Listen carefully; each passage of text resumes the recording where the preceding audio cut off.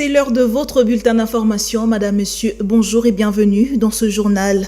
Pas des négociations entre la délégation de la République démocratique du Congo et les rebelles du M23 AFC. Arrivés à Doha, les groupes rebelles ont posé plusieurs conditions qu'ils présentent comme mesures de confiance. Cela pour entamer toute discussion. C'était le mercredi 9 avril. Parmi ces mesures exigées, les rebelles FC M23 obligent une déclaration solennelle, président Félix Tshisekedi s'engageant publiquement pour les dialogues directs avec l'AFC M23, l'abrogation de la résolution de l'Assemblée nationale du 8 novembre 2022 contre les brassages ou l'intégration des groupes armés au sein des forces de défense et de sécurité. Également, l'annulation des condamnations à mort, des poursuites et des mandats d'arrêt contre les dirigeants et les cadres de l'AFC M23, ainsi que la libération des détenus civils et militaires arrêtés ou accusés de connivence avec l'AFC M23. Outre ces mesures, la rébellion entend voir Kinshasa mettre fin et criminaliser les discours de haine et des actes de discrimination contre les communautés et des dénis de nationalité contre certaines communautés. De son côté, Kinshasa exigeait un cessez-le-feu sans condition et notamment le retrait des rebelles de l'AFC M23 de Bukavu, Goma et ailleurs. Tout à fait autre chose. Suite aux inondations qui ont endeuillé la capitale après la pluie diluvienne, les élus nationaux de la ville de Kinshasa ont approché le bureau de l'Assemblée nationale. C'était pour solliciter son appui afin d'exiger une intervention urgente du gouvernement pour venir en aide aux sinistrés, enterrer dignement les morts et prendre des mesures idoines pour éviter la répétition d'une telle catastrophe dans le futur.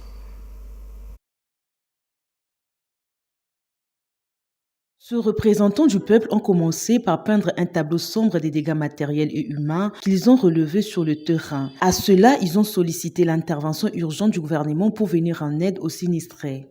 Kinshasa ezala matanga. Président de l'Assemblée a bengisi biso ba élu kinois. Kinshasa en deuil. Nous avons été invités en tant qu'élus kinois pour solliciter de parler avec le gouvernement, pour non seulement qu'ils prennent en charge les victimes, qu'ils sont comptés en termes de milliers, mais aussi nous dire comment est-ce qu'ils s'organisent pour que ce genre de choses ne se reproduisent plus jamais. Nous disons à la population kinoise que ces élus qu'elle a envoyés à l'Assemblée nationale ne l'ont pas abandonné.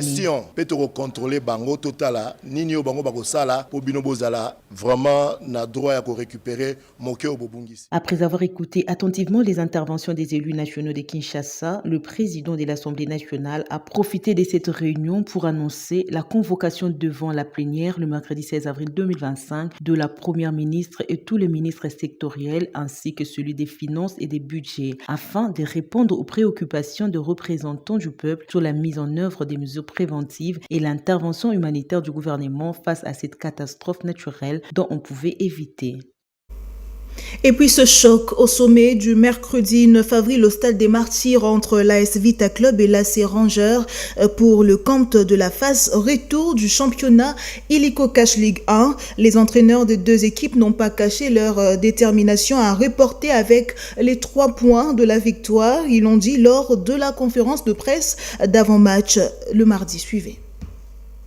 Dans son communiqué publié le mardi 8 avril, le ministère de l'Intérieur porte à la connaissance du public que les nombres de sinistrés hébergés dans différents sites d'accueil officiels s'élèvent à 2956 personnes, tandis que le nombre de décès est passé à 43, ainsi que 46 hospitalisés. Pour ce qui concerne l'endommagement d'infrastructures essentielles, notamment la SNEL et la Régie des eaux, le ministère signale que les travaux de réparation évoluent à vive allure. Aussi, le ministère de l'Intérieur souligne que les dernières prévisions météorologiques. Aussi, le ministère de l'Intérieur souligne que les dernières prévisions météorologiques indiquent la poursuite des intempéries, d'où une vigilance accrue, particulièrement dans les zones ou communes identifiées comme étant à haut risque. Communes ci-après sont donc concernées: Djili, Mateti, Barumbu, Selembaou, Mongafula, Kisanso, Ngaliema, Limete et Makala. Il est donc recommandé à la population d'éviter tout déplacement non essentiel vers ces zones et d'observer les consignes suivantes: ne pas traverser les eaux stagnantes ou en crue pour éviter les risques de noyade, d'électrocution ou de contamination, évacuer évacuer les pentes et les maisons fissurées afin de prévenir les effondrements et glissements de terrain, s'éloigner des lignes électriques afin d'éviter tout danger d'électrocution.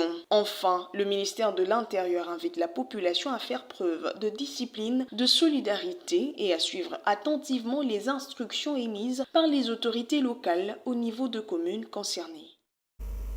Nous vous présentons nos excuses pour ce discorde.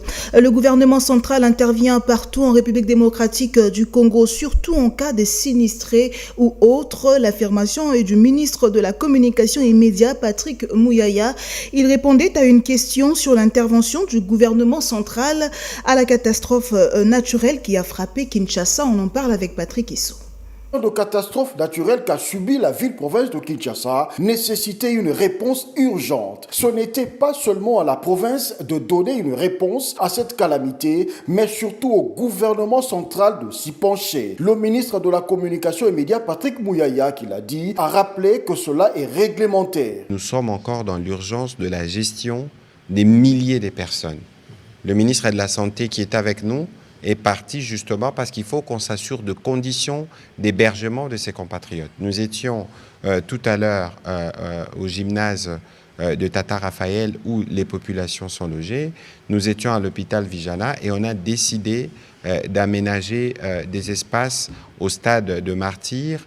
Et pour ça, les directeurs généraux de la Régie des eaux, le ministre des Ressources hydrauliques et électricité devaient s'assurer qu'il y a au moins un camion-citerne qui donne de l'eau. Et le gouverneur de la ville, lui, il a plus que tout le monde la charge, parce que c'est lui qui dirige la ville, de s'assurer que toutes ces choses s'effacent de la plus belle de manière pour que ses compatriotes se sentent appuyés et soutenus. Ce n'est pas parce qu'il y a des compétences certaines qui sont exclusives aux provinces que le gouvernement central n'intervient pas.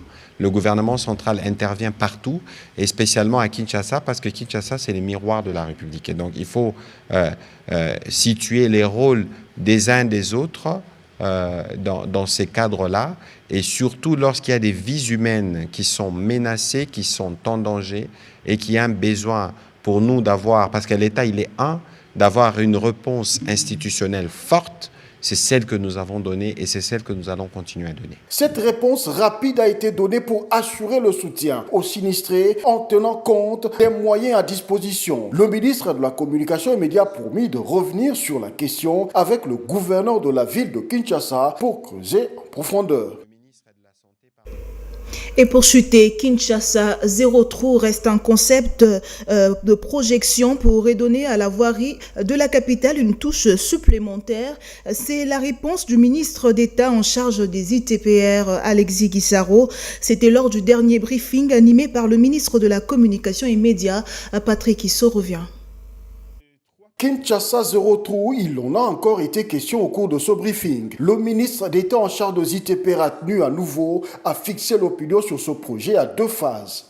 Kinshasa Zéro Trou, le concept était un concept qui se voulait un concept en vision, en projection.